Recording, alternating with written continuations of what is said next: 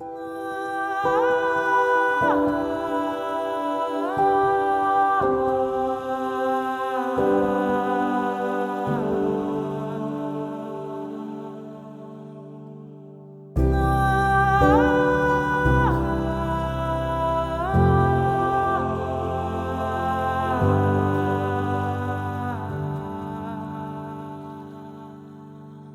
afternoon, good evening. Good to see you all back.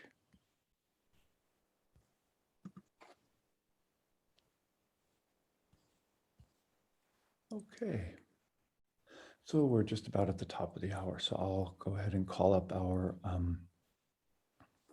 share screen and we can get going.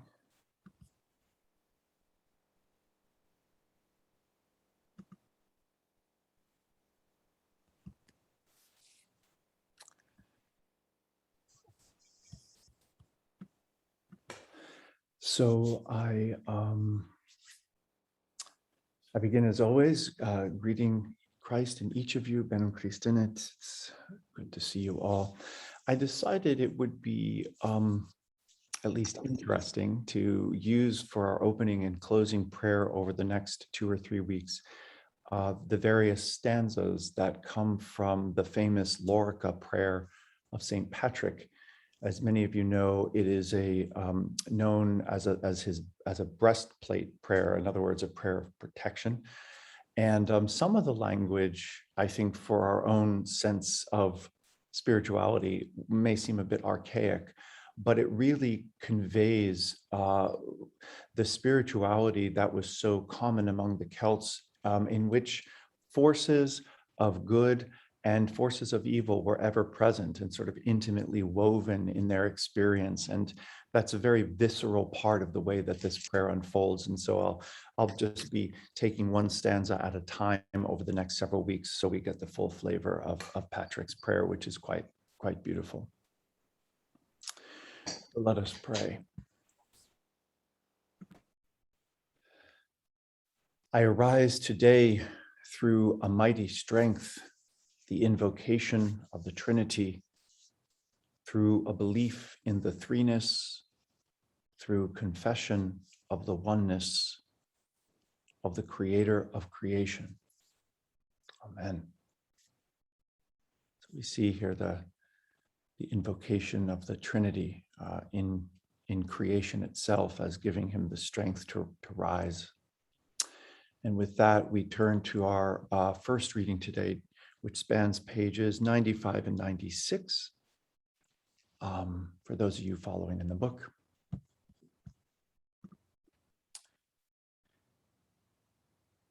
There is a saying, when one of the Desert Fathers told another of his plans to shut himself into his cell and refuse the face of others that he might perfect himself, the second monk replied, unless you first amend your life going to and fro among others, you shall not avail to amend it dwelling alone. There is a tangible correlation between the interior work of prayer and asceticism on the one hand, and the social dimension of Christian ethics on the other. The temptation for the contemplative life to become divorced from society under the guise of spiritual perfection is betrayed by a Christian ascesis, ultimately measured by one's love of neighbor. Solitude is a means not of escaping others, but of moving into deeper solidarity with them.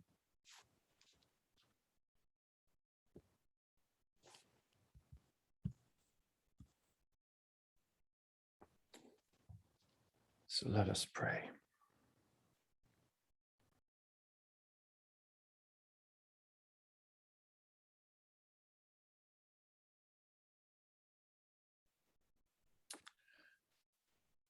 Our second reading comes from page 96, for those of you following in the book.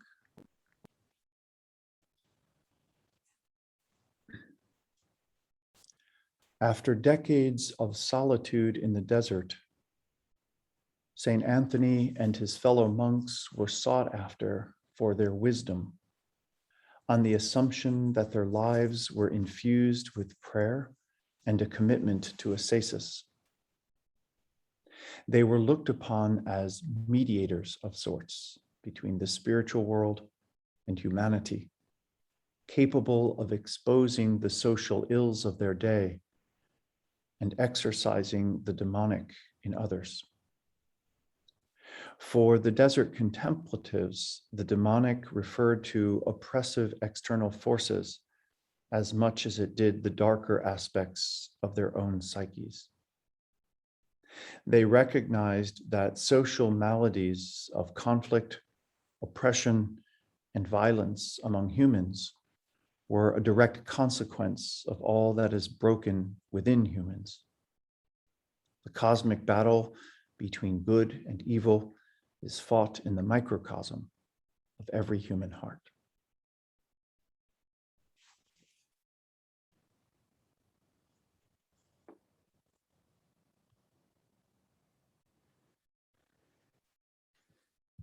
Let us pray. I arise today through the strength of Christ's birth and his baptism, through the strength of his crucifixion and his burial, through the strength of his resurrection and his ascension, through the strength of his descent for the judgment of doom. Amen.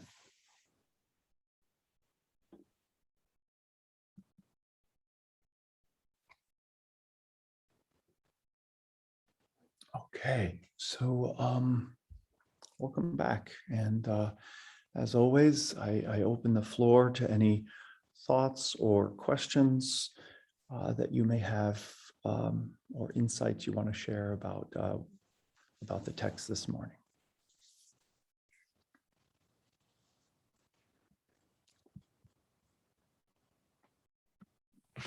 Hi, Father Vincent. I'm Carol from Florida. I've been coming here for a couple of weeks now. I was really resonating with the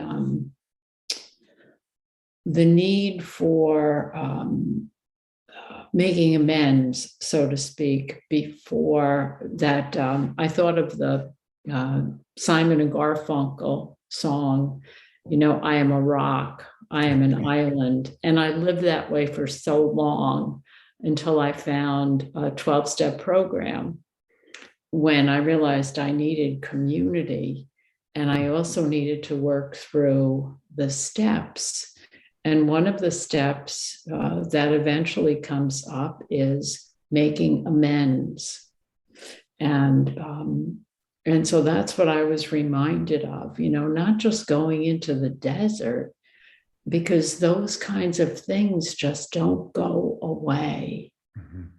They stay in my head. And so I can go to the desert to get renewed, but then I have to come back to reality and live with the reality of being a human being. And so I definitely identified with that in the first reading. Thank you. Yeah, thanks, Carol. It really is the case that you can't have an ascetic go off for 20 years and live in a desert and then say they've come to enlightenment about loving humanity if they haven't seen a person in 2 decades. It takes the reality, the proof is in the pudding, as it were. And there's a sense in which, as we'll talk about toward the end of this chapter, you're familiar with the Sartre's play No Exit, where one of his characters says hell is other people, essentially. But what I try to recast that as is asceticism as other people, that it's precisely in the context of deep and intimate communal relationships that we can learn to really love people, not after 2 decades of being isolated from them, because we just can idealize or romanticize what real relationships require in those cases. So this, the movement, as it were, between the interior and the exterior that I'm starting to get at, I think is so central, especially for those of us who are seeking to be contemplative in the world. And so what I come to realize in my own life is that what we typically talk about as opposites, the active and the contemplative life, right? Contemplation and action, as if these are diametrically opposed ways of being or somehow on these polarities, is to reconceive that not as I go into the desert of my heart and then come out of the desert of my heart in order to be with people, but that I learn to expand that place of solitude to invite and include those around me. And that's a different model than moving in and out, say, even of that quiet space of meditation and then being active in the world, to one in which I'm invited to do what I do more contemplatively, to stay grounded in that silence and solitude where I am, in a sense, alone with God, alone with the alone, as it were, and yet in that embrace others in that. And I just wonder if those two models, contemplation versus action, as opposed to action that is infused with contemplative practice, if those two would actually shift how we are in the world and what that would mean. So I think you're onto something there. I appreciate your comments this morning. And welcome again. Let's see, Carol, I think that puts you up next, if I'm not mistaken. See how smart Carols are? Indeed. I just love what you just said, Carol. I mean, I wish I was more like that. I was just going to say, I openly don't like people. And maybe it's because I've lived a life of being abused by people that I would love to go off to a desert island. And but I agree with the first Carol. I've also gone through 12-step programs that you're just bringing it with you. But and I know that if we all started a community in Marin County with you, we would all start to dislike each other. We would find ways to rub up against each other, iron versus iron, and all of that. So I love this group because I want to find that key or that model, like you're saying, because when I go out in the world, I just seem to get, like my mother, who's not on today, which is probably good. My mother's the complete opposite of me. She shuts up and doesn't say a word. And she just lets things roll off of her like a water on a goose. And I can't do that. I'm one of those people that I'm like, you know what?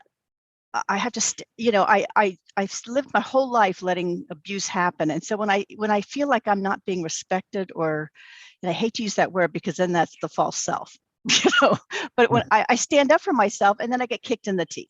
So that's when I want to run away. But I know I know what you're saying, that's where I should be meeting God, somewhere in there. And I just don't know how to do that. I don't know how to get grounded so those things don't cause so much pain. Or maybe they need to cause the pain to let the false self die. Mm-hmm. Do I make any sense? Yeah, Carol, I do think, maybe just to reframe your sort of opening comment, if we all were spending more time than just, say, an hour or two a week together in community, which is what's happening with many of the folks who are members of the local community.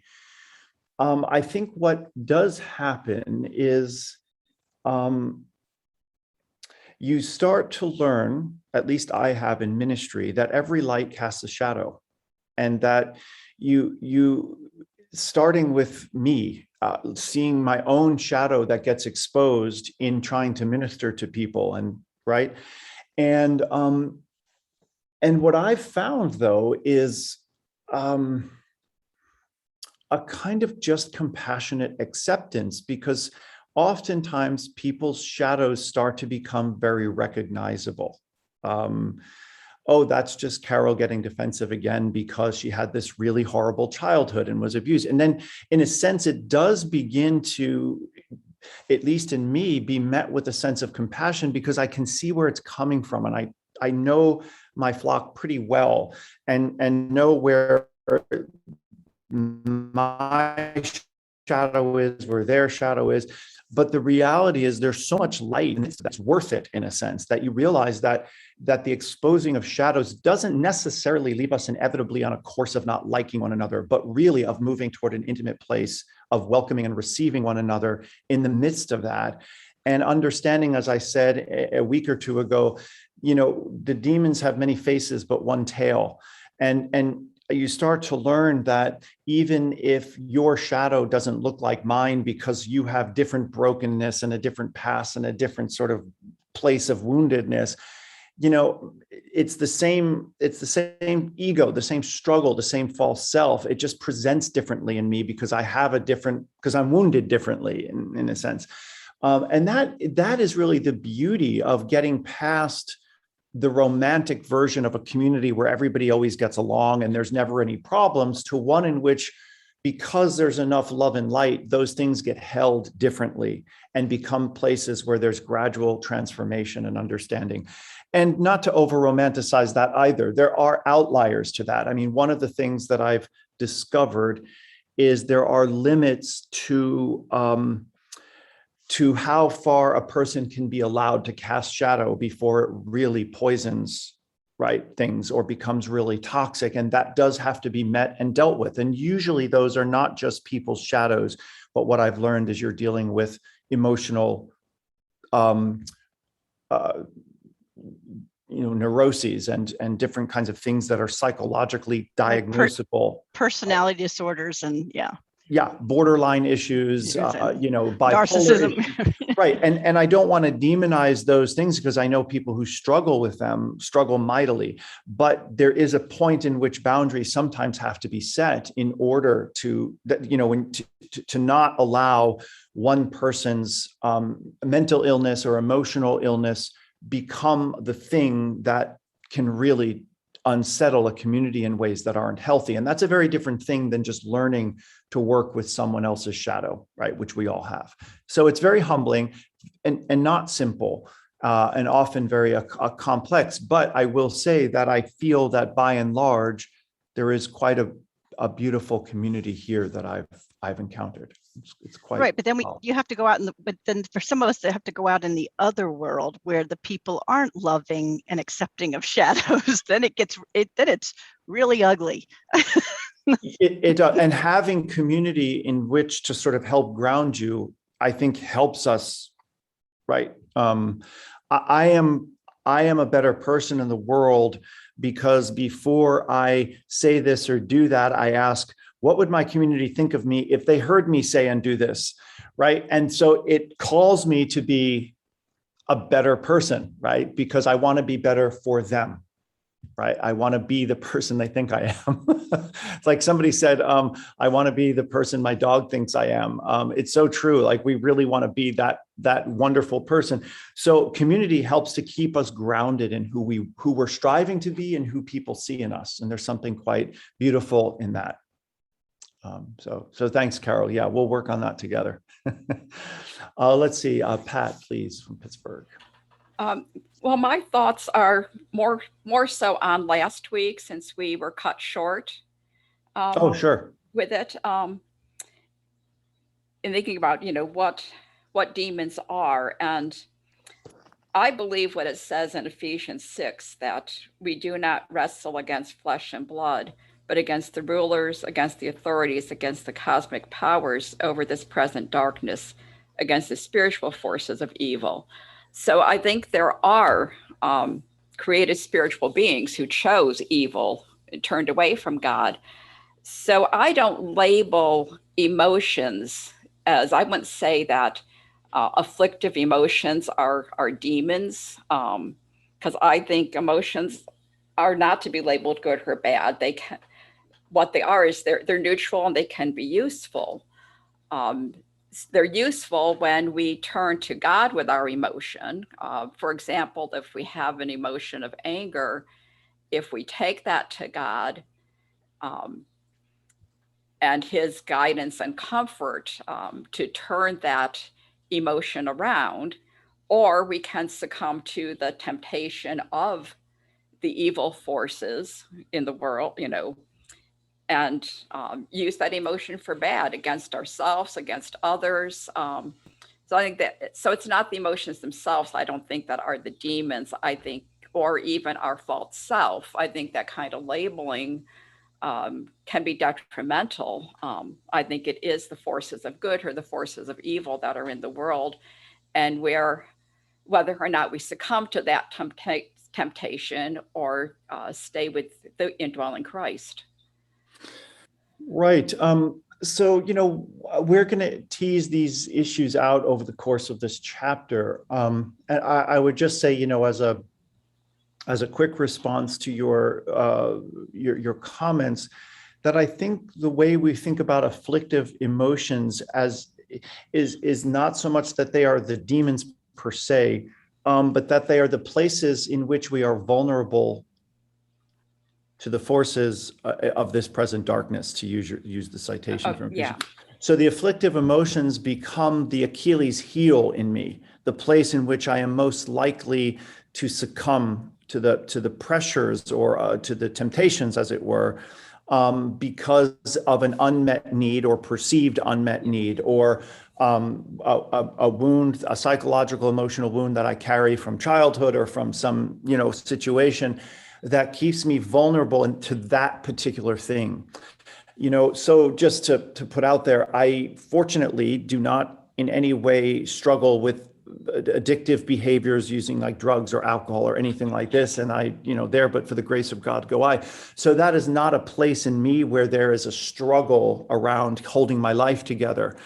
But for people for whom that is genetically or habitually become an Achilles heel, that's something that person has to grapple with probably for a lifetime. But because that's not my thing, it doesn't mean there's nothing. There are other issues, right, that I've had to deal with in life that leave me vulnerable to being reactive, maybe overreactive, because it's touching upon some afflictive emotion. So I think that's what we'll see is somewhat the relationship between the two. We are each vulnerable in a unique way. And I think we are seeing it the same way. I think some of what was said last week just wasn't setting that way with me.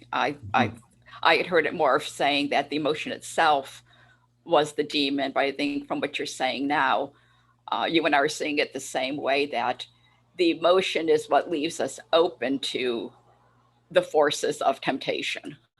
To a degree, yes. And I think one of the beautiful things about Christianity is we really have a developed spiritual sense of what to do with our body. And I don't think that's necessarily true of all traditions. I think some traditions really struggle with what we're supposed to do as incarnate beings. They're not sure how to deal with emotions and so forth, and bodily passions and so on.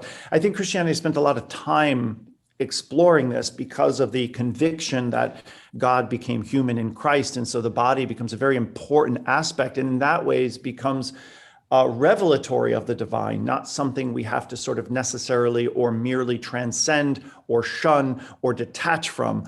But the body can become the sacrament of grace as much as a conduit for the afflictive emotions to become, make us susceptible to being less than what we would strive to be sure. So thank you. Thank you. Let's see, Paloma and or Richard. I think it's Richard today. Hi, Richard. Yeah. Good morning, all. The first passage reminds me of our cultural differences, which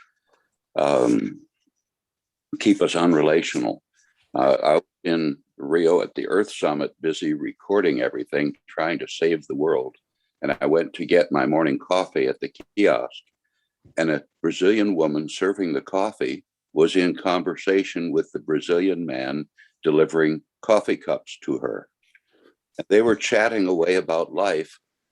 And I was annoyed because I was trying to get my thing, my coffee, and go off and save and rescue something. And they were doing life. They were finding satisfaction not in getting things, but in being in relation with each other.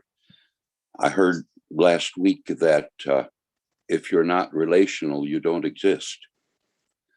And I have that propensity to be so goal driven that my self-importance keeps me from opening.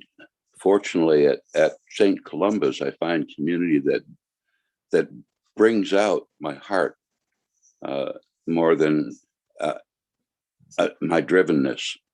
And for that, I'm very grateful. And I'm grateful for the sweetness of Robert Laylor, who's not with us today. I found him the not driving force of this meditational community, but the driving heart. And I miss him. So thank you. Thanks, Richard. Yeah, beautifully said. And indeed, I think your analogy of, or your story of being online wanting coffee brings out those two fundamental dynamics in each of us, which are seeming to be in contradiction. And that is the force of attraction and the force of repulsion. So I'm attracted to that cup of coffee, and therefore I'm repulsed by the person who's holding me from getting that coffee, and they become enemy number one in my mind because they are preventing me from getting something that I want or think that I need. And we have probably in our daily life, most of us can go through any number of examples where those two forces become at play within us. Call it desire and fear, if you will, one which pulls us toward things, one which holds us from things, and the way that they play out in us can become very revelatory about where we are being manipulated or controlled by passions or desires or perceived needs in the most simple and mundane sort of scenarios. But there you have it. So I would just perhaps invite you to attend to where those two things just appear in sometimes subtle and in almost innocuous ways throughout the course of a day. They're really there if you attend to it. So thanks, Richard, for your honesty around that. All right, let's see. Joan, please. Thank you. In another group on Meditation Chapel this week, they are studying the book, The Cloud of Unknowing, which I was familiar with, which is, of course, a classic in spirituality and the contemplative life and so on. And the passage from it that they were reading, I had read the book before, but this is the first time it struck me so strongly that the writer, unknown writer, was saying what we have to do is get in the state where we are not thinking of anything but God, where nothing exists but God. And the sentence that came most to me was that we don't care about anything. That he used that word care. And I thought, oh dear. And so I said, I asked the question, how come Jesus didn't teach that? And it came back very strongly from people. Oh, he did. And so I got annoyed. I mean, it happens about every 2 minutes. And I said, about why didn't Jesus teach that? And they said, and this one bit of advice I got from them was, go into contemplation, go into your prayer, meditation, and so on, and it will come to you.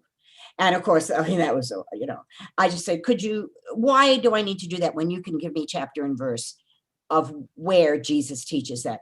Because what I read and hear that Jesus taught, I forgot. What they said was, and that's where God is most pleased with you, where you are thinking only of him and not caring about anything else. That is where God is most happy with you. And I thought, that's not what I get from Jesus. What I get from Jesus is that God is happiest with me I'm using silly language now, but when I am helping other people and caring for other people, that was just a thing. that happened to me this week, and I welcome any comment on it, please. Sure. I hope my comments don't annoy you. So I'm going to do my best to sort of tread that line. I know, Joanne, I appreciate that. You've got 2 minutes. Yeah, I know, right. So I think it's a confusion around the word care and how that's being translated. Within the Christian contemplative life, there developed quite early on a notion called apatheia. And we get our word in English, apathy, obviously, from that, but it has a very different connotation. So even though apathy finds its root in apatheia, it does not have the same connotation. Apathy is the kind of care or not caring that you're referring to, Joan. And I think that's where the confusion is. We're not being told to be apathetic. That's not what Jesus is saying, and that's not what the cloud of unknowing is teaching us. What he refers to there in caring, if as it were, or not caring, is this apatheia, and that really means freedom from care, not to be uncaring, but to be free from care, by which they mean to be free from the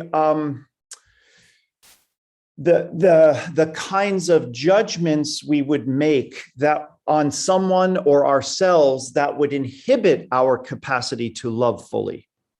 It's a detachment. It's basically a teaching around being detached from my passions, apatheia, right? The word path is where we get like pathos from, like passion, right? And caring, right? So what it means is to say, it's not that I don't care about people.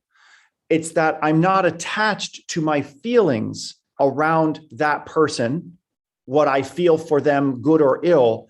And I am freeing myself to love them more completely because I'm not vested in my personal feelings or attachments to those feelings for that person. That's essentially what apatheia is calling. And that begins with looking within myself about where do my passions, my feelings, my emotions tether me to an outcome. I want that cup of coffee because I'm caffeine deprived and I've got a job to do. I've got to save the world, to go back to Richard's dilemma, right, at this convention. So now I rouse my passions against these two people who are just living life, and I'm upset and angry. Why? Because I have a desire for something that they're holding back.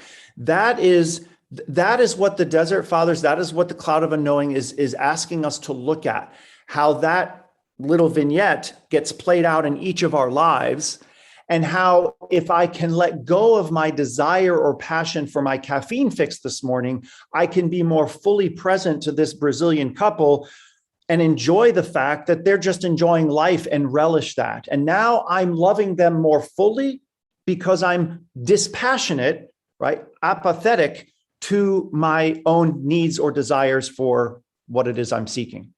That's what he's referring to. So in the Cloud of Unknowing, what he metaphorizes that, or he symbolizes that by saying we're to place ourselves between two clouds in our heart. The cloud of unknowing, which is impenetrable and which God exists beyond. So I can't know God. So I stop thinking about images or thoughts or concepts about God. And then below me, he says, is the cloud of forgetting, by which I release myself from attachments to earthly things. So this is just his symbolic way of talking about where we try to situate ourselves in prayer. And so what I do is I enter, as best as I can, a place whereby I'm not conjuring images of God, because especially images that I would be attached to. God is love, God is compassionate, God is whatever, right? And I detach myself from all of those worldly cares that tether me, that concern me, that rouse in me feelings of animosity toward a person or desire for something that I feel I can't live without. And in that, we begin to free ourselves to simply be fully present to the moment. But he is not asking us to be uncaring. I mean, Jesus says things very harshly that indeed would support what the author of the cloud is talking about. Once you put your hand on the plow, don't look back or you're not worthy of me. I mean, that's a hard, unless you hate your mother and father, you're not worthy to follow the gospel. Jesus isn't really teaching hatred towards your parents. What he's saying is you have to be detached from your familial commitments, because those are where the seeds of injustice become sown in society. Put bluntly, there's a lot of homeless people in San Francisco. If one of them was my own sister, you better believe I'd be taking her in house. And Jesus is asking me, why are you not seeing all of the homeless as your brothers and sisters? Why do you have a personal attachment to this particular person because she's family? That's where why when a police officer pulls over another police officer for speeding and lets him go when he realizes, oh, you're one of me, we're going to let you off today, but I don't get that privilege. Because there's a relationship of privilege between the two of them that I don't share, and the seeds of injustice become sown in that, right? So what Jesus is calling us to is a dispassionate love of all people, one that is not based on familial relationships, a personal like for someone, an attraction to this individual, or much worse, a repulsion toward that individual. He's saying to love equally, to love fully, we have to love in a dispassionate way, one that transcends our personal feelings of likes or dislikes toward another, and to love regardless of that. That's what the cloud is getting at, and that's what he means by care. Did I annoy you? Absolutely, no. and I don't really get annoyed every 2 minutes. No, I'm teasing you. I know. Yeah. I like the fire in you. That's wonderful. And where I translated it in my head a little bit into a sentence is, so who's at the root of my caring, me or the actual other person? So, I mean, that's where I'm going to kind of go with it in thinking. Yeah. And I think one of the beautiful things about friendship, particularly maybe specifically about marital relationships, is that it really is a process of growing in holiness, whereby I learn to replace my own ego with the love of another.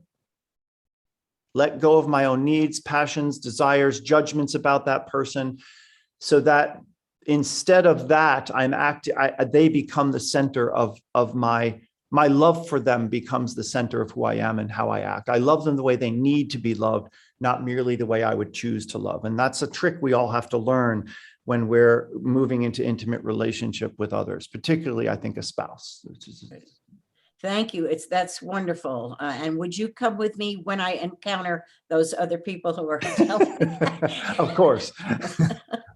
Thank you very much, Father. It's wonderful. Of course. Okay. Thank you too, Father. That really helped me. I'm not in line, but I just had. Oh, of course, Marcia. Yeah, thanks. Good. I hope that. Yeah, a lot. Me of too. Nice. Thank you. Yeah, I do think this a lot of the times, if you do feel reactive toward, like, why is the tradition saying something like this? Very often it's because over the course of the millennia, words take on different meanings. And often the meaning we think or most naturally would apply to a word isn't really what's being said. And we have to peel that back a little bit to get at the heart of what's being looked at. So, yeah. So I think MK, I think your hand was up, and then Jennifer, unless. Yeah, thank you, MK here. The conversation about emotion just evoked some thoughts in me, so that, when is it that emotions tether us, and when is it that emotions empower us? Or, the notion that we should release or take our emotions and in a way get rid of them by looking at God. And are there times also when God gives us those emotions? For example, in the civil rights movement, when somebody said, I'm sick of tired of being sick and tired, or if we witness abuse within our friendships or families, that, if we, so I guess for me, sometimes that line is hard to tell. When is this, how do I make this emotion productive, and how can I make sure that it's not coming from a shadow place or an ego place? Right. No, it's a great question. What I don't think is certainly within Christianity, what I don't think is being asked is that we try to necessarily or merely transcend emotion, much less repress them. Mm-hmm. The idea is, how do we, in our meditation, purify them so that they they become conduits of grace rather than personal vendettas, right, or vindictiveness and so on. I think that anything that is human is particularly usable, if you want to use that term, by grace, by God, that it could become an instrument, right, of grace. And I think even, frankly, righteous anger can be graced. I mean, when oppressed people finally say, I'm sick and tired of being sick and tired, and rise up, particularly through peaceful means, against an oppressive structure, I think that those are sacramental expressions of our emotions that, I mean, Jesus turned over a table or two in his own lifetime, right? So I don't for a minute believe that that was a spontaneous, hissy fit that he threw that day. I think it was a planned, prophetic, but angry response to seeing his own people getting swindled by a system of money exchange that was really taking advantage of the poor, the Jews at the time who didn't have any money and were being paid these exorbitant rates for transactions around these things. So just because it was a planned sort of prophetic public action to really shock, I think the point was to shock people into seeing the what was going on. It was still born of an anger against an unjust system. And so I think, in other words, there's room for that, but that's very different than flying off the handle, right? And it's sort of because I lose control of myself, and we all fly off the handle in life. It happens. But how do we look at, one of the things I'll talk about toward the end of this chapter is the how do I word it? The necessity as contemplatives for us to understand that to be contemplative in the world means to forever have a broken heart, right? And to forever hold a heart that is broken, because the alternative is a heart that becomes calloused and cut off and jaded. And when you see the suffering, when you see the injustice, when you really are in tune with what's happening in the world, the destruction and stuff with climate and the whole bit, it is absolutely heartbreaking.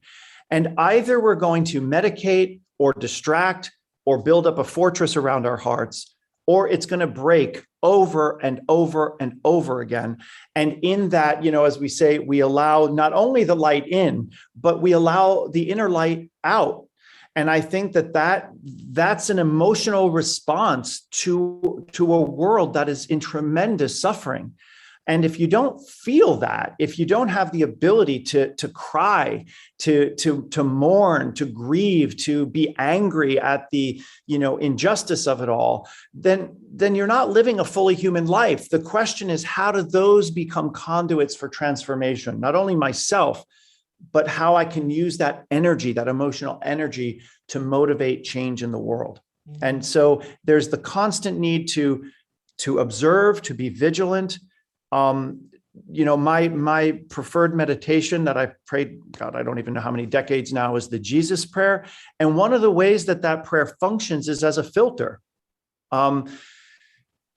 As I'm feeling emotion, say anger towards someone, and I'm coming into my prayer, the question is, it forces me to acknowledge Christ's presence, and therefore to acknowledge, is this a righteous anger? Is this being merely vindictive? Is there a way to express this anger that's constructive versus destructive, and so on?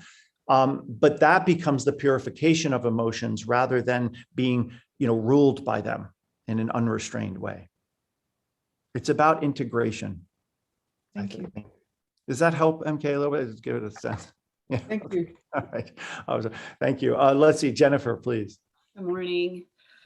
I'm not sure how to phrase this, Father Vincent. I was hoping you could say a little more about what Jesus was teaching us with regard to our families. So I felt a little reactive to what you said a few minutes ago, because I feel, while I can understand how the sort of seeds of injustice can be sown with the way families and other groups can be tribal with each other, tribal and sort of us versus them. I also think so much of the sort of brokenness in the world is because children haven't been tended to and nurtured as they need by their parents, and for a variety of reasons. And I've even seen some folks who, with really good intentions, put their activism and social justice concerns ahead of really tending to their children. And again, I mean, I don't understand, that sounds judgmental, but I just think sometimes isn't there a balance between sort of, tending to the gift from God that are your children and or your family, and also tending to the brokenness in the rest of the world. I don't know if that makes sense. I feel like my work in terms of sort of abiding in the kingdom or bringing, helping to grow the kingdom really begins with my family. And often that's harder in some ways than with non-family members, if that makes sense to people. So yeah, I just wanted to have you say more about that. Sure. So it's, look, there is definitely a shift. One of the sociological shifts that Christianity introduces over against, our mother Judaism is the role of the family in the Christian life. And it isn't that it's devalued, or it isn't that you shouldn't be attending to children and family, of course. But let me give you an example. Family is absolutely the center of Jewish life and society. There's just no way around that. It is, all you need to do is read the Hebrew scriptures, and that's abundantly clear. You need to see just how faithful Jews are living their lives. And that is just, and even the way we can, if you look, even though it's boring and tedious to do so, if you really study ancient Jewish, even Levitical law, you can see how everything rests upon the family and its relationship to the larger society. And that's how it's structured. And because of that, can often seem foreign to us today. But it's all about that sense of family and maintaining the family's place in society.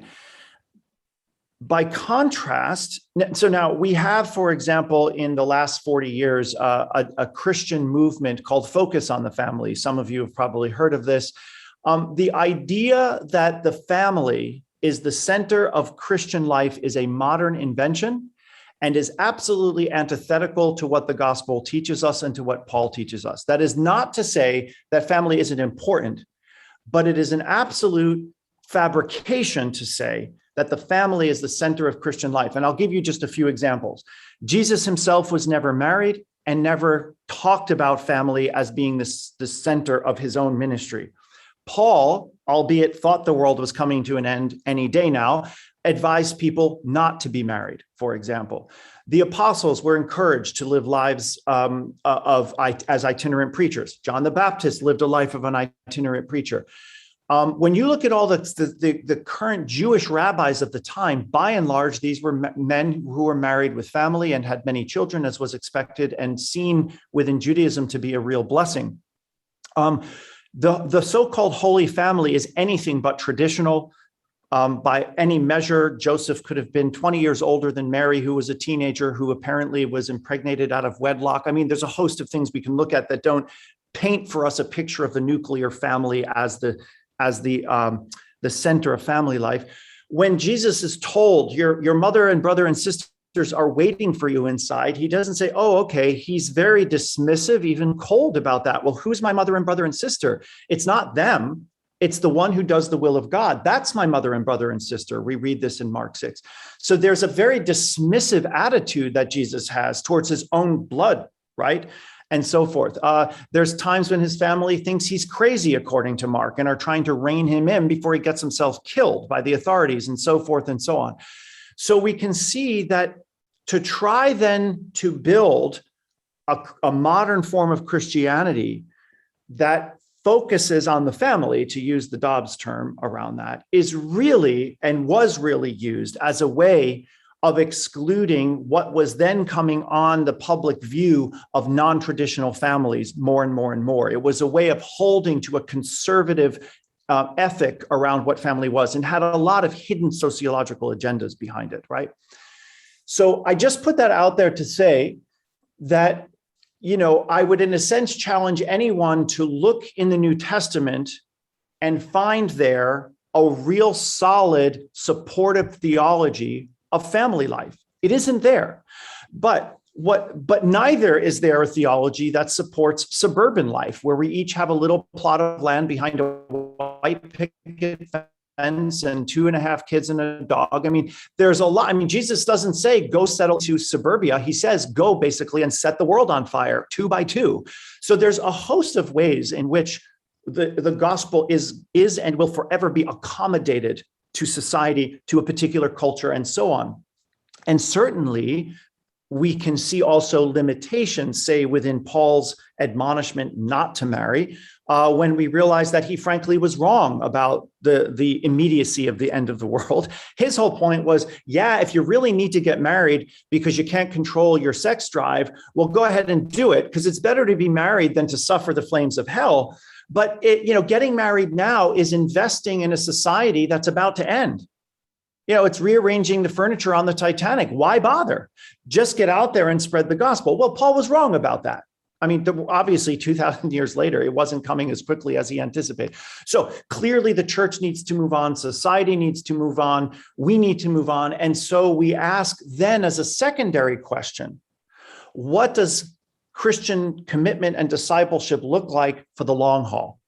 Not when Jesus is returning tomorrow or next week or next month, but 2,000 years later, how do we accommodate, how do we live faithfully the gospel when it becomes incumbent upon us to raise families and to do that well and to raise children who are loving and good citizens and so forth? So what I'd like to say is that on the one hand, I think you're right to suggest that being a parent and raising children to be good citizens, to be contributive members of society, to be honest and forthright and so forth, is essential to anyone who has children. And that is, I think, your first responsibility, because nobody else is going to do it for you. But the question is, can we raise children in a way that we understand, at least within that, our parental bias? And that how do we create a society where it's not just everything for my children and screw everybody else? I'm going to make sure my kid has the best school and the best this and the best that, even if that means depriving others of the same. And how instead do we work as a family unit to ensure the betterment of all, so that every mother has for her child what you want for yours?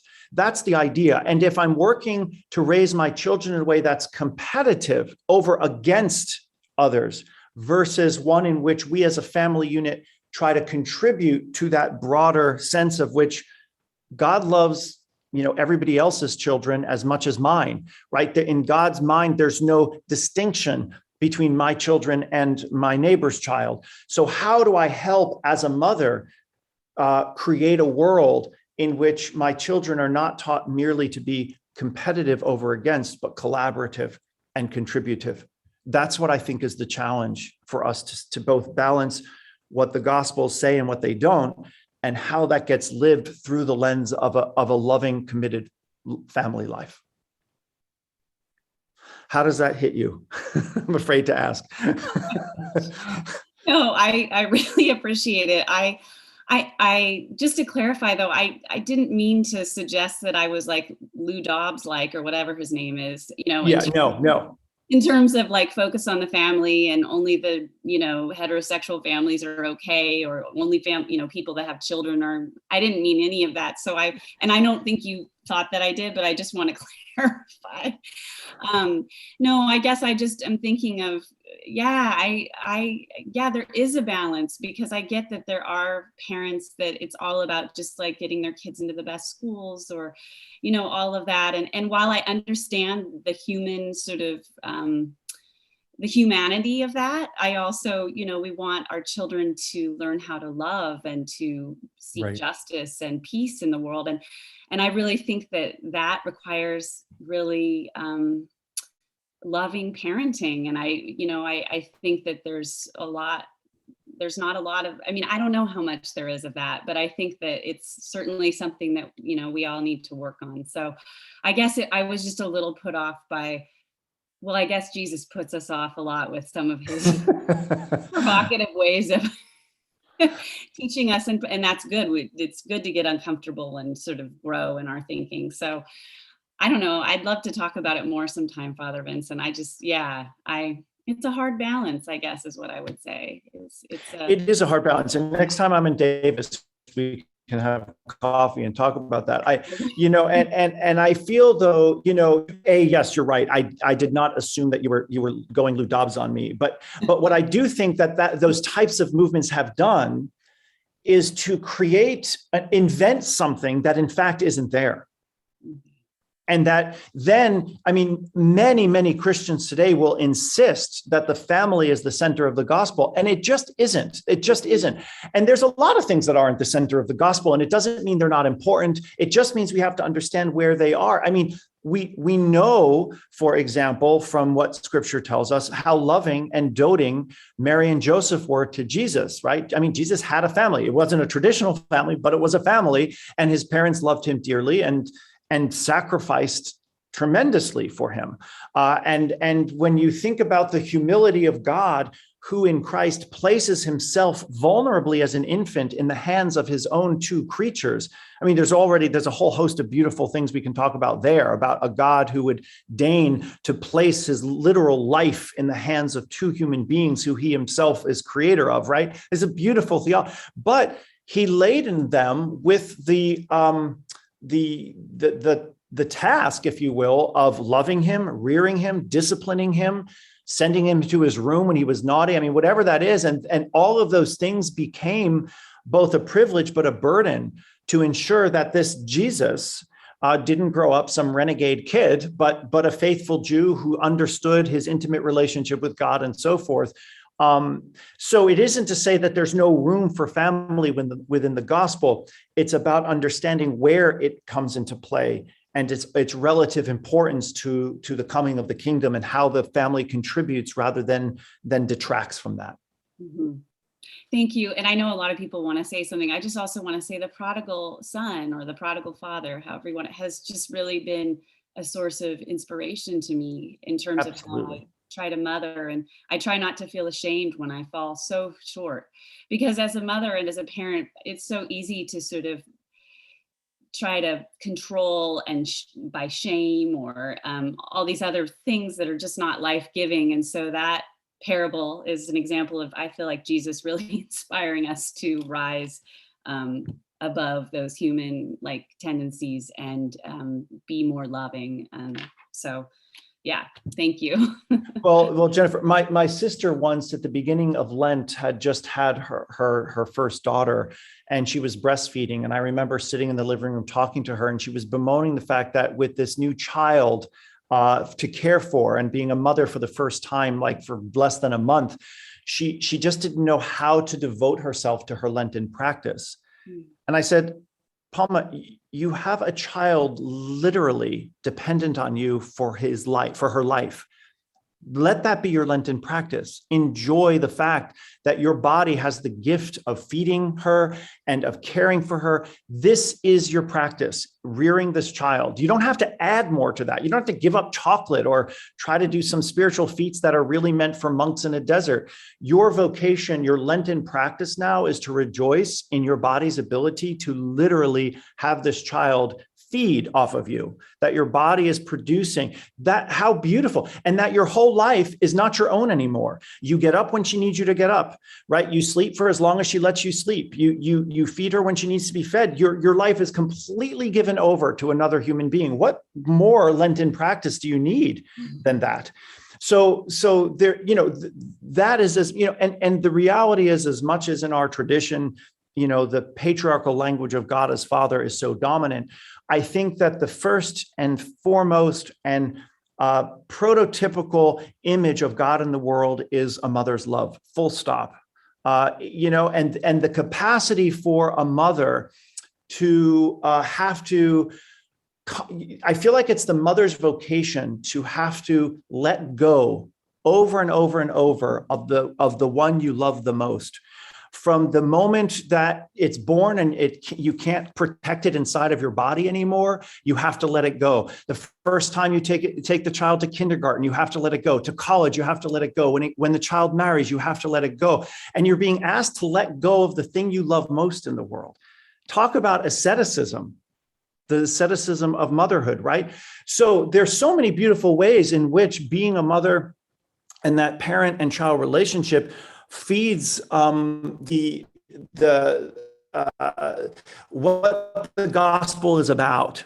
And so we want to understand the value of that in light of what Jesus is saying can become on a larger family level, the seeds of injustice because of favoritism that I don't extend to someone else. It's just a different issue, but it's a real one that we need to look at, right? So how can we as a family unit, or even as a married couple, be turned outward toward the world than merely turned inward in a protective, right, competitive way? How do we orient the whole family to be one of service and of love and of bringing people in rather than becoming one of a unit in which it's us against the world? I think that's where the gospel is calling us as parents and as families.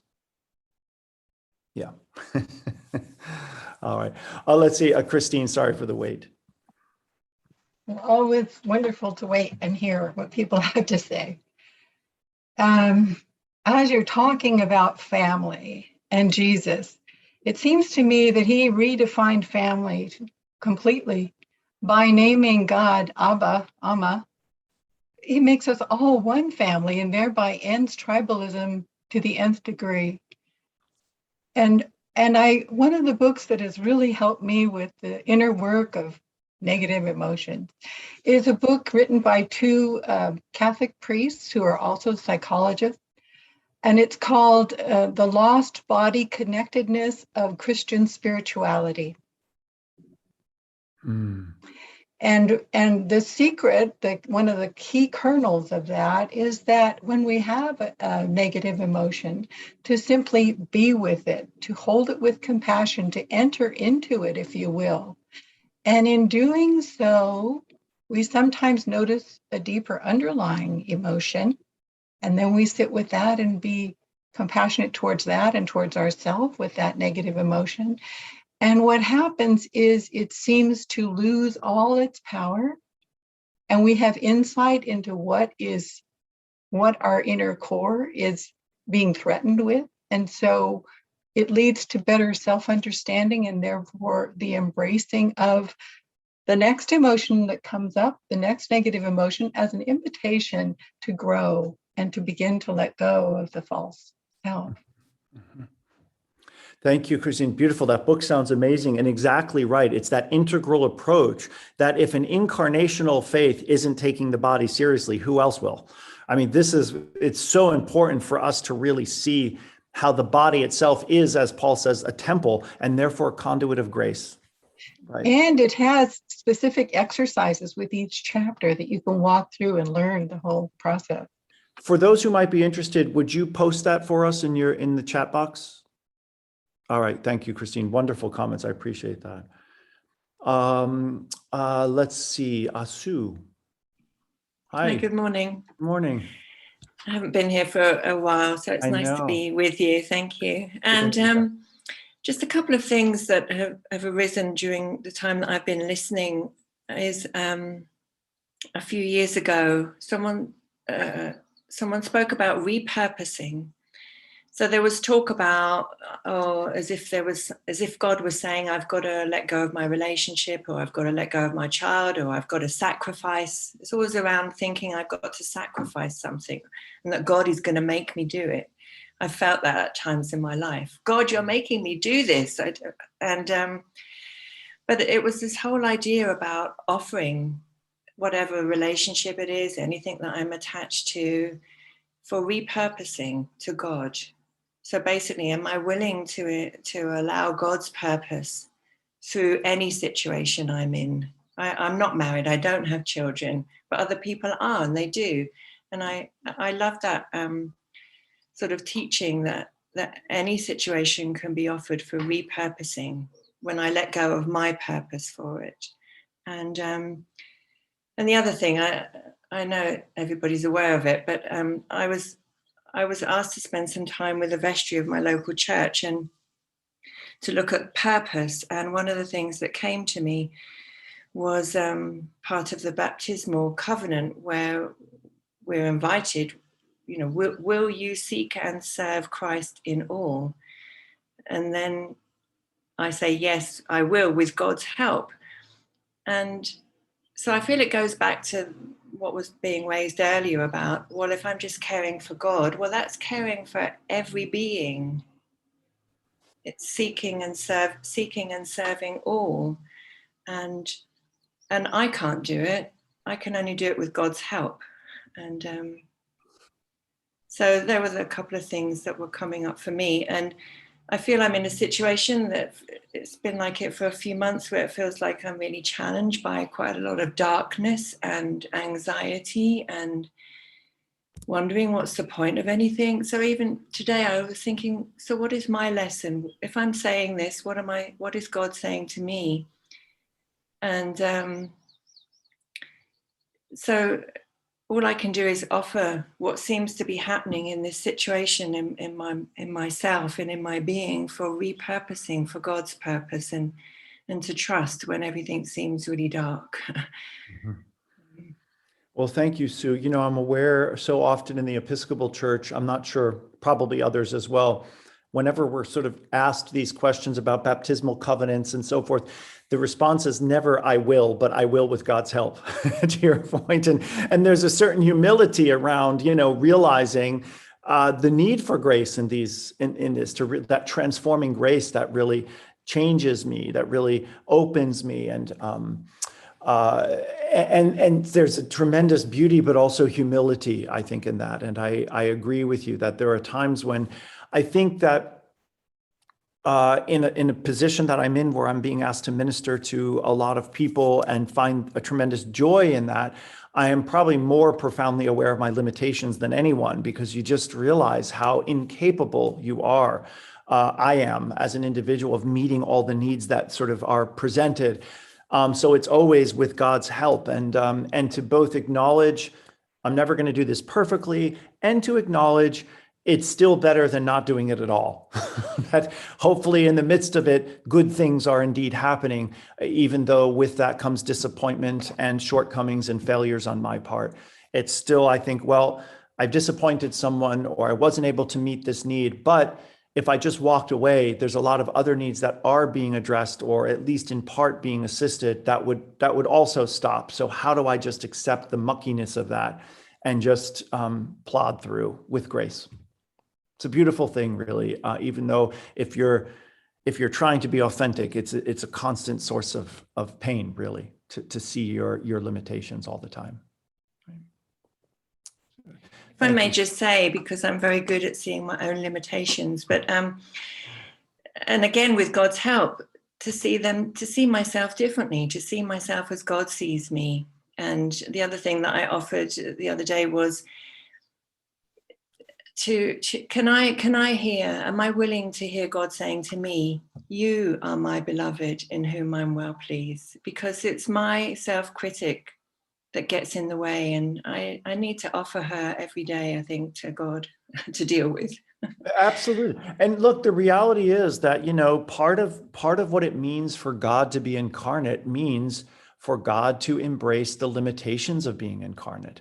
And that means, as much as we hear in the Gospels about who Jesus healed or cured or exorcised, how many people did he leave behind when he went on to the next village that he didn't have a chance to do that for? Presumably the vast majority.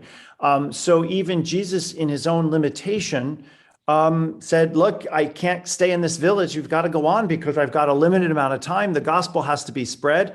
Well, how many people got left behind in that decision that, still dealt with epilepsy or with a withered hand or whatever the case may be? That's part of ministry, is the realization of limitation, and to understand that through it, grace is still operative. And as you say, to be able to hear within our own selves, you are my beloved, is an important affirmation, I think, within Christian spirituality that we don't attend to well enough. Yeah, beautifully acknowledged. Anna, please. Hi, I'm going back a little bit to the section on demons, particularly the shadows that people who have such big and deep shadows that they're toxic to communities, and there have to be boundaries set. Just this week, I was in a deep conversation with Mother Terry. We'd had a call for help from a person outside the membership community, and we were trying to figure out, we're small locally, and we don't have the resources that would allow us to help continually someone.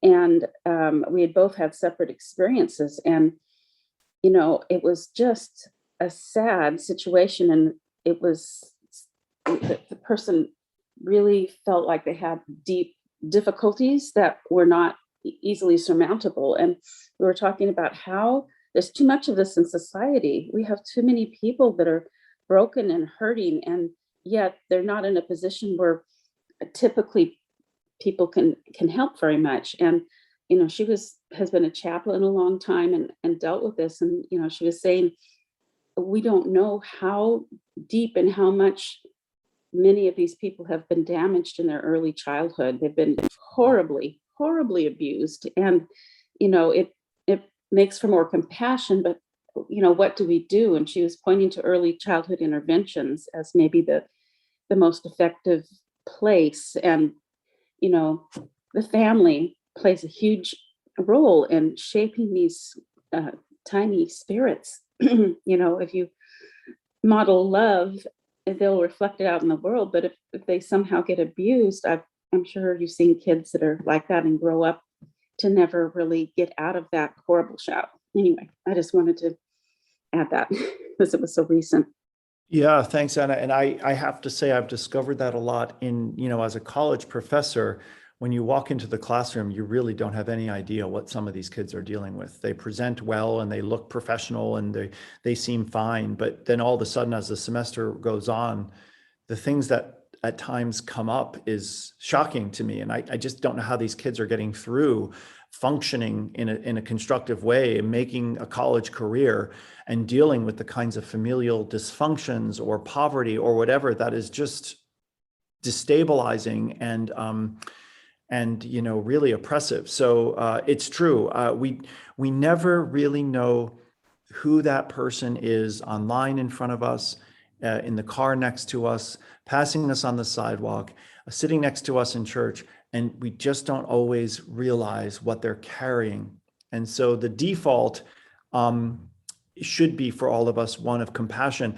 There was a study I read probably over 10 years ago, so I may be kind of misremembering a bit of how it went, but it basically made the point that in sort of a statistical analysis, for example, that when somebody does something in a car that is incorrect or isn't following the rules, our immediate tendency is to assume they're being jerks rather than that they made a mistake.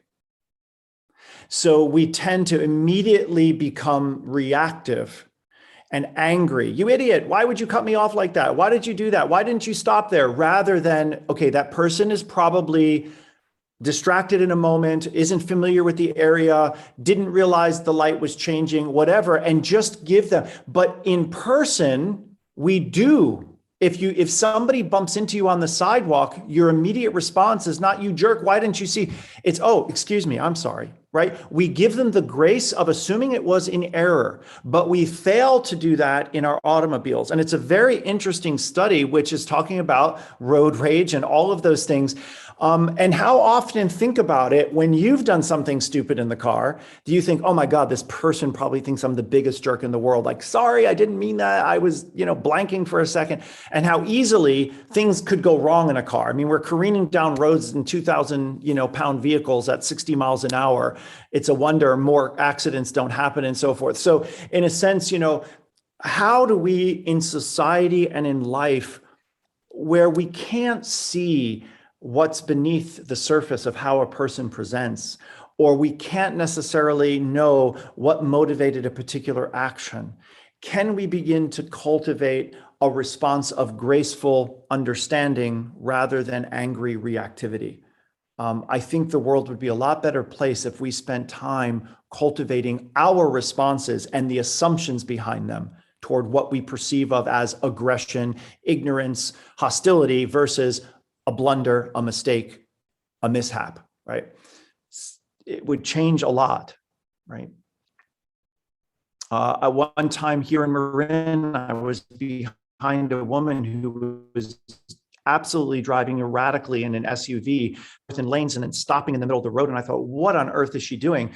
And she pulled over and then waved me. Her child was in the back choking. He had a congenital issue and he was literally choking, and she was trying while driving to get him to breathe again. So I ended up helping her to clear this little baby, his throat. It was terrifying.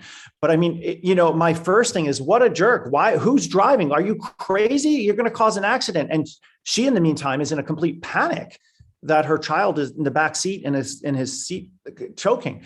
So, I had to check my own initial response to her at that moment and realize, give people a little slack. The world needs a little slack sometimes, right? So Carol, let's come to your question last, and then we'll move to maybe some conversation around practice from last week, and I'll give the practice for upcoming.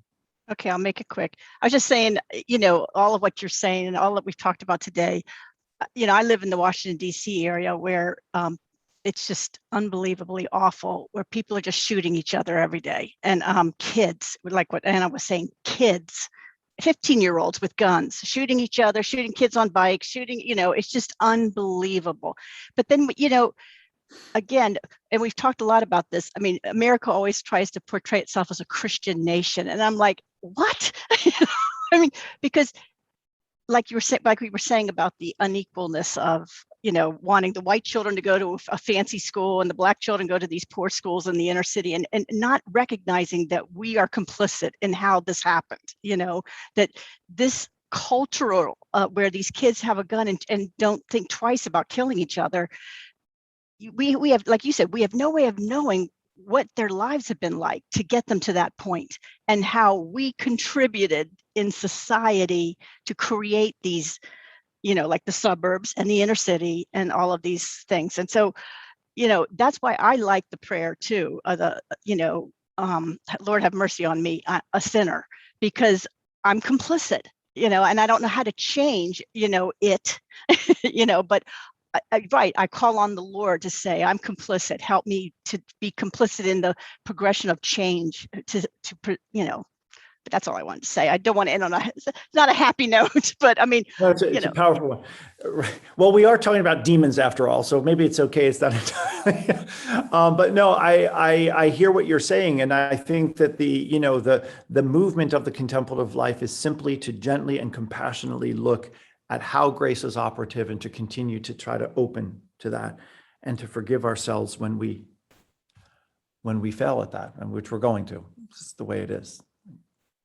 So thank you, Carol, for that. That's actually a very beautiful comment. Let me take us to our screen share again momentarily. I just want to offer a practice for next time, and then we'll look at our practice if anybody wants to share. So I want you to see if you'll consider spending time this week discerning where the social maladies we confront today intersect with your own demons. This, Carol, is almost exactly what you're talking about. How do you mediate, as it were, the spirit world within you and society? And I'm talking about that mediation because that's how the desert mothers and fathers were seen, as mediators, as I talked about today, between the interior spirit world and then the social sphere in which we all live. Where are you able to name social ills for what they are? And where do you see yourself inadvertently contributing to them? To use Carol's term, where are we complicit? So look for the blind spots in yourself, and with love and compassion, expose them. So even if you just focus on one thing, you don't have to come up with lists and lists of things that you feel, you're complicit about, but can you just name one thing? And particularly what I'm getting us to maybe try to look at is that intersection of where what's going on out there is reflected on what's going on in here and vice versa. Can you name that porousness? That's, I think, a helpful thing because you can see both how the world and how it's structured in some ways can be a limiting, inhibiting factor in who I am in the world. And on the other hand, how my contribution to that structure, whatever that is, can also contribute to it. And so there's kind of a reciprocal and self-reinforcing relationship that we can begin to shift if we focus on the microcosm as a start, rather than thinking we need to save the world. Start with ourselves and let's see where we can go from there. So that's what I've already sent this to Joan, so you should have that inbox soon for those of you who have yourself on the mailing list there. For today, I asked folks to simply name a demon you struggle with, invite it for a cup of tea, and what does it teach you? I'm wondering if any of you had tea with your demons this week. We only have about 10 minutes if there's anyone who wants to share how that went. And you have the floor. What came up, if anything?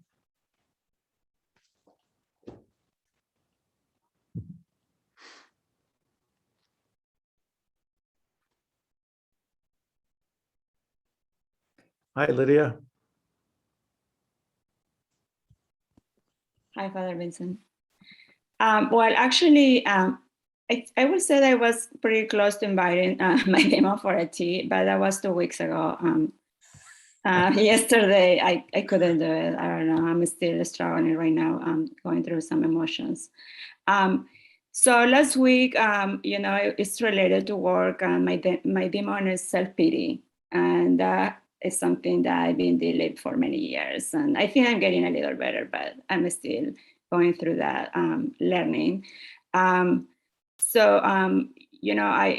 felt attacked, I felt accused, and I felt like I was not enough. All my programs for happiness, start going through all of them. And I use welcoming prayer not once, 2, 3 times.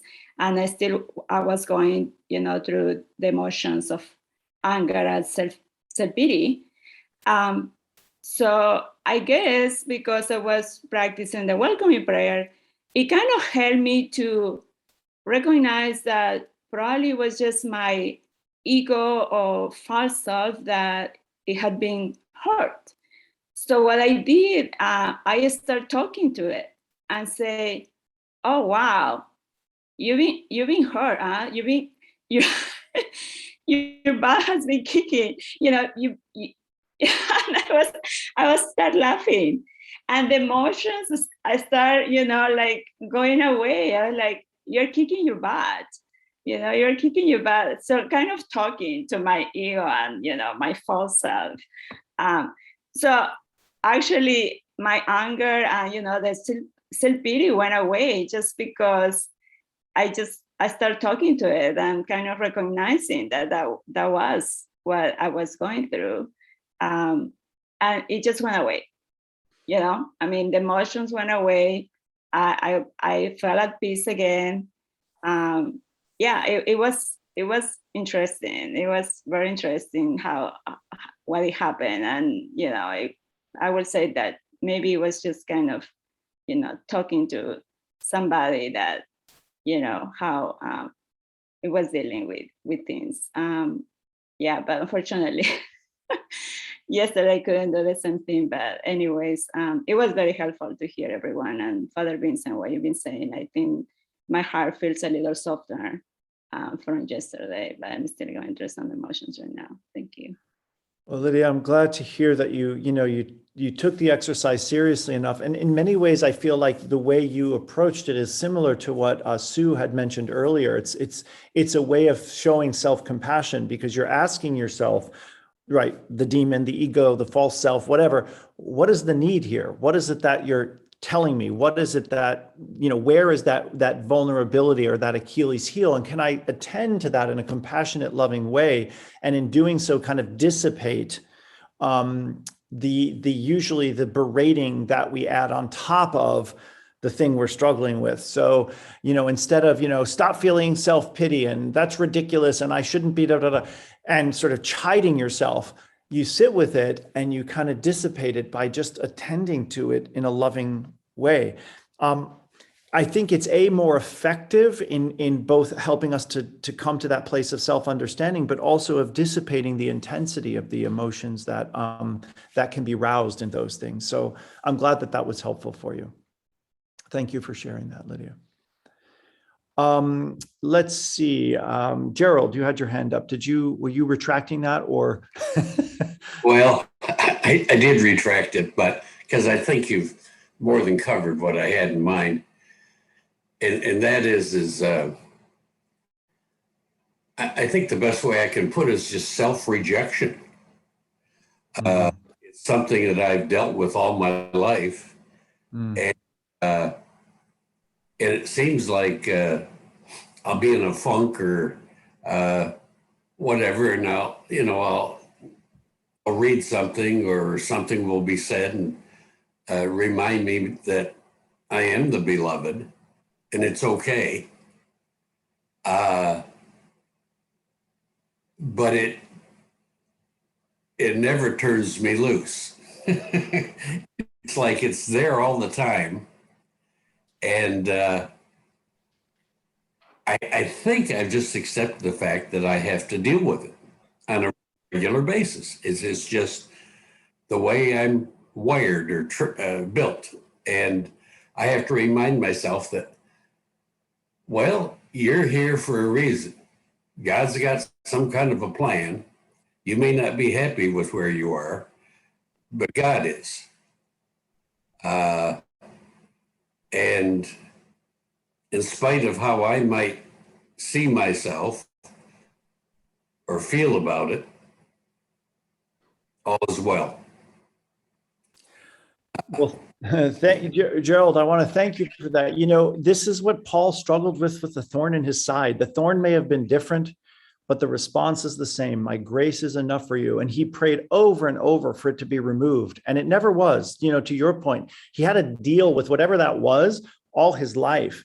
And he never admits to what it is. Whatever it was deeply personal to him. But it doesn't matter. In a way, not knowing makes it more applicable to our own lives because we can see the thorn in our own side. But whether that's God continually, look, that thorn, if you'll allow me to call it that, of self-doubt and self-rejection becomes the constant invitation for you in particular to know that my grace is enough for you. You are my beloved. You are totally reliant and dependent on my love, and that you can rely and depend on my love, that you don't need to do it alone or go it alone, that your weakness is my strength, that your failure is my success. However we want to word this, that your crucifixion is my resurrection. All of these things become, if we see them through the lens of faith, not just burdens to contend with, but invitations, reminders of how intimately we are dependent on the God who loves us infinitely. And I think that you can take your struggle with that a step further by giving thanks for it. Thank you for this thorn, because it reminds me that I am not independent of you, that I rely completely on your love, your grace in my life. And for that, I am grateful. And so allow that to be a gentle reminder of God's presence and your need for that, rather than something that is constantly merely a source of inhibition or limitation or something negative, if you will. I would just invite you to maybe reframe that or to try to expand and just see if you can't even make that next step of saying, thank you for this struggle I have, because it keeps me tethered to your love.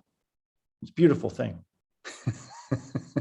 All right. And we all have that thorn, just as good. It's like the demons, the faces of the demons, it looks a little different. So I do have a 10 o'clock appointment I have to make. So I'll close just a couple minutes before the hour here. And I just want to once again bid you Benum Christinet, greeting Christ in all of you. I pray you a peaceful, safe, and happy, healthy week ahead. I hope you engage in the exercise and look into that and allow that to free you a bit. But in the meantime, go with my blessing, the 3 in 1 and 1 in 3. And I hope to see you back here then very soon. And in the meantime, God bless. Have a good day. Have a lovely weekend.